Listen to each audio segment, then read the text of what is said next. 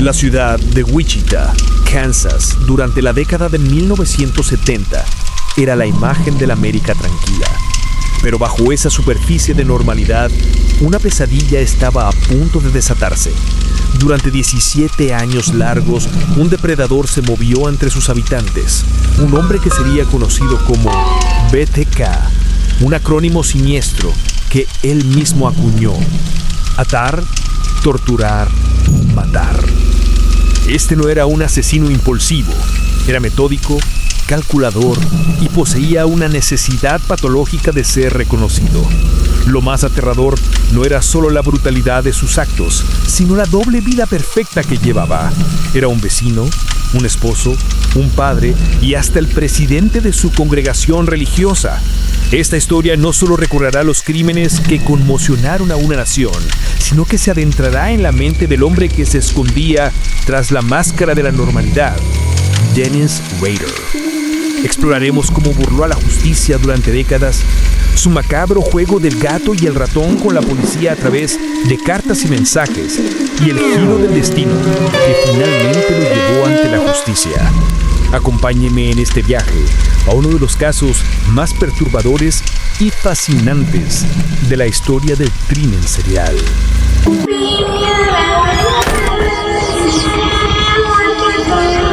El 15 de enero de 1974, la tranquilidad de Wichita se quebró para siempre. Joseph y Julie Otero fueron encontrados muertos en su hogar, junto con 2 de sus jóvenes hijos. La escena era de una brutalidad indescriptible. La familia había sido atada, amordazada, y en el caso de Joseph, estrangulada con una cuerda. Julie fue encontrada colgada de una tubería en el sótano. Los hijos, Joseph Jr. y Josephine, de 9 y 11 años, también habían sido atados y sufrido el mismo destino fatal. La policía no encontraba un motivo claro. No era un robo frustrado. La violencia parecía personal, pero excesiva. La comunidad quedó sumida en el choque y el miedo. Un asesino en serie había comenzado su reinado de terror, pero en ese momento nadie lo sabía. Este crimen fundacional establecería el modus operandi que BTK perfeccionaría. La intrusión en el hogar, el control total sobre sus víctimas a través de las ataduras y la búsqueda de una satisfacción sádica en su sufrimiento. La pesadilla solo acababa de comenzar. Y pronto, el asesino querría asegurarse de que todos supieran su nombre. 3 años después de los asesinatos de los Otero, con la comunidad y la policía tratando de seguir adelante, el asesino rompió su silencio. En octubre de 1977, The Wichita Eagle recibió una carta. En ella, un individuo que se autodenominaba BTK se adjudicaba los homicidios de los Otero con un lenguaje frío y lleno de arrogancia. Detallaba los crímenes con una precisión escalofriante que solo el verdadero autor podría conocer.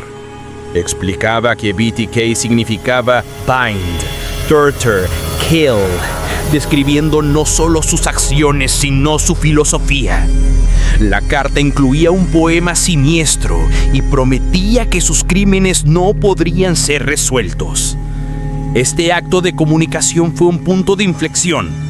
BTK no solo buscaba matar, necesitaba fama, notoriedad y el control psicológico que viene con el terror público. La carta sumió a Wichita en un nuevo nivel de pánico. Ahora tenían un nombre para su pesadilla y era evidente que el asesino disfrutaba jugando con los medios y la policía. El acertijo había comenzado y BTK había establecido las reglas de su propio y macabro juego. Tras su primera carta, BTK pareció desaparecer. Los años pasaban y no se registraban nuevos crímenes que encajaran con su patrón. La policía comenzó a preguntarse si había muerto, estaba en prisión o simplemente había decidido detenerse. Pero la calma era una ilusión. En diciembre de 1977, apenas 2 meses después de su primera comunicación, asesinó a Shirley Vian en su casa, frente a sus hijos. Y en abril de 1979, acabó con la vida de Nancy Fox, una joven de 25 años. Tras este último crimen volvió a comunicarse, llamando el 911 desde un teléfono público para informar fríamente del asesinato. Este patrón se consolidó. Un crimen, seguido de un silencio prolongado, y luego, cuando la atención mediática decaía, un nuevo acto de violencia o una comunicación para reactivar el miedo. Era un depredador paciente que cazaba en intervalos, demostrando un control absoluto sobre sus impulsos y un entendimiento profundo de la psicología del miedo colectivo. Se convirtió en una sombra escurridiza, un fantasma que la policía no podía atrapar porque no seguía las reglas de un asesino en serie convencional. Después del asesinato de Nancy Fox en 1979, BTK entró en un letargo que se prolongaría por 11 largos años.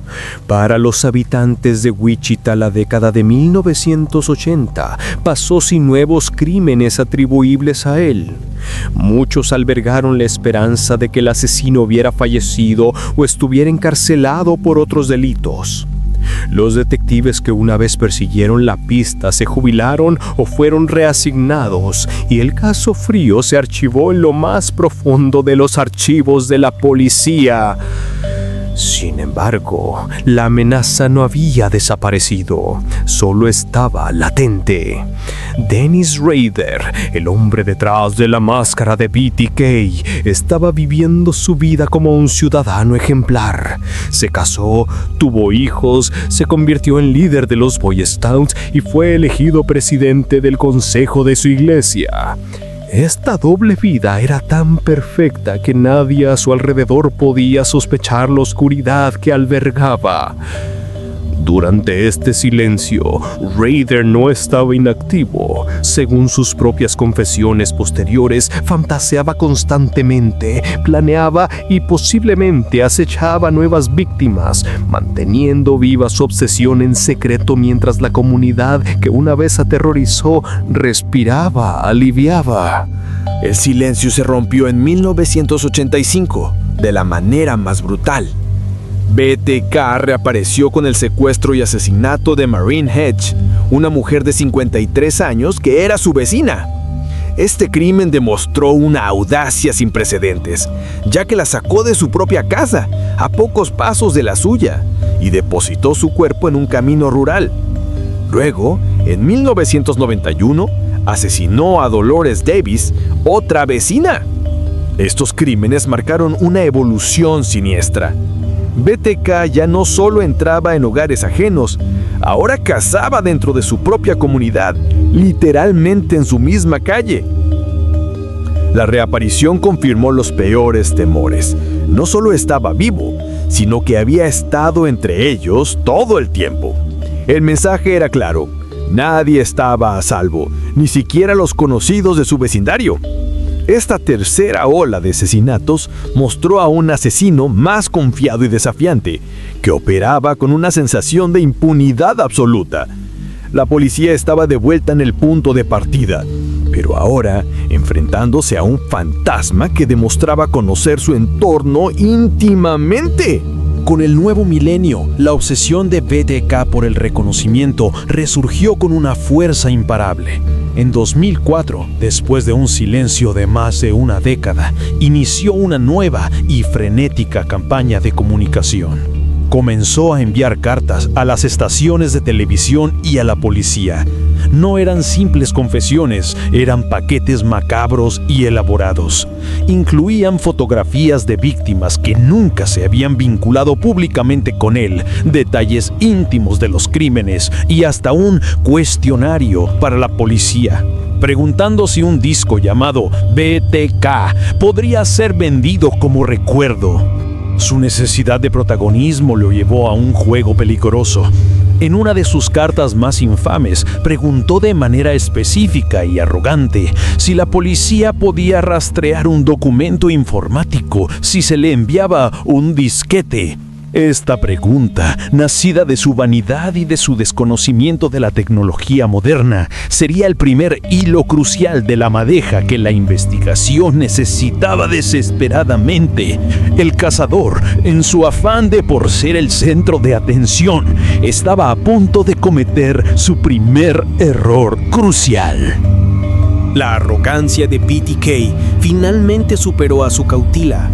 Respondiendo a su pregunta sobre el rastreo de documentos, la policía, a través de un anuncio en el periódico, le dio la respuesta que quería oír. No podemos rastrear un disquete. Confiado, BTK les envió un disquete de 3.5 pulgadas. Fue un error catastrófico. Los expertos forenses digitales de la policía recuperaron metadatos críticos del archivo Word contenido en el disco. Encontraron que el documento había sido modificado por última vez por un usuario llamado Dennis y que pertenecía a una organización llamada Cristo Luterano. Más importante aún, encontraron que el documento había sido guardado en una computadora con un nombre específico.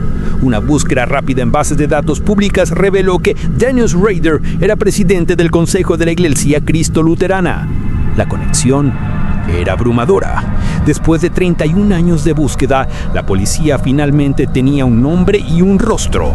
El fantasma de BTK había sido materializado en un hombre de 59 años, un funcionario de cumplimiento municipal que vivía una vida de aparente normalidad en Park City. El 25 de febrero de 2005, Dennis Rader fue arrestado sin incidentes en un control de tráfico rutinario. La noticia conmocionó a la nación. Sus vecinos, compañeros de trabajo y miembros de la iglesia lo describían como un hombre un poco rígido pero inofensivo, un padre y esposo dedicado. Sin embargo, detrás de esa fachada se escondía el monstruo. Cuando los investigadores registraron su casa y su oficina, encontraron la colección de trofeos de BTK, fotos de sus víctimas, joyas robadas, manuales de ataduras y sádicos diarios personales donde documentaba sus fantasías y crímenes con detalle clínico. Había guardado todo, como un archivero de su propia maldad.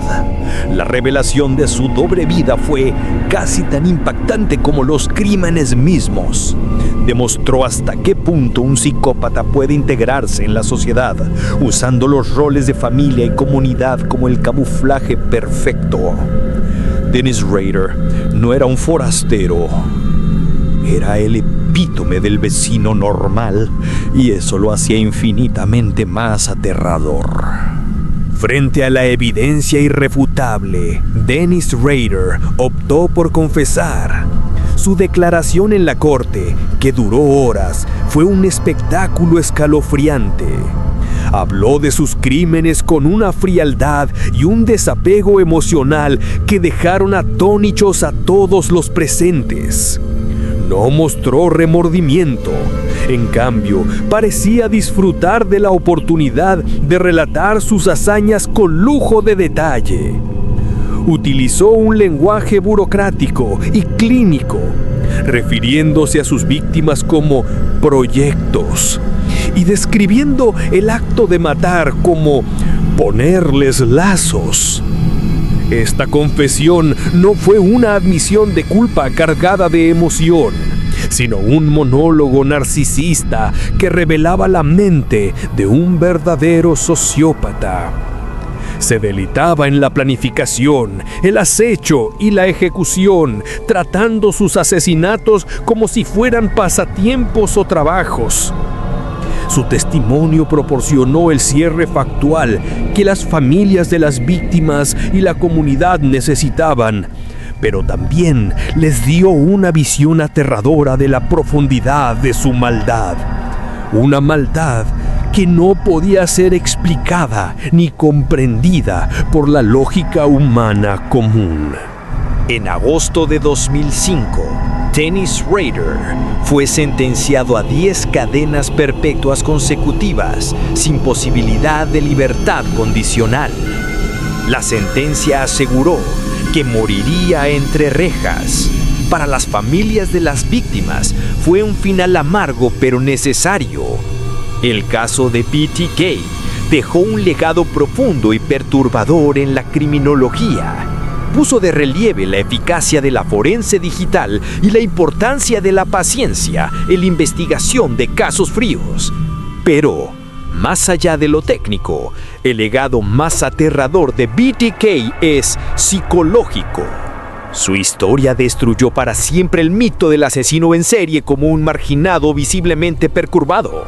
Nos demostró que el mal puede tener el rostro de un funcionario municipal, un líder comunitario, el hombre de al lado. Su sombra se cierne sobre cualquier caso de desaparición o crimen sin resolver, recordándonos que los monstruos más peligrosos son aquellos que han aprendido a parecer perfectamente humanos. Y así, comunidad, concluye la espeluznante historia de Dennis Rader, el asesino de la cara de póker. Un hombre que vivió entre la luz mientras alimentaba la más profunda oscuridad. Su caso es un recordatorio escalofriante de que el mal no siempre tiene una apariencia monstruosa. A veces usa un uniforme de Boy Scout y una sonrisa de vecino confiable.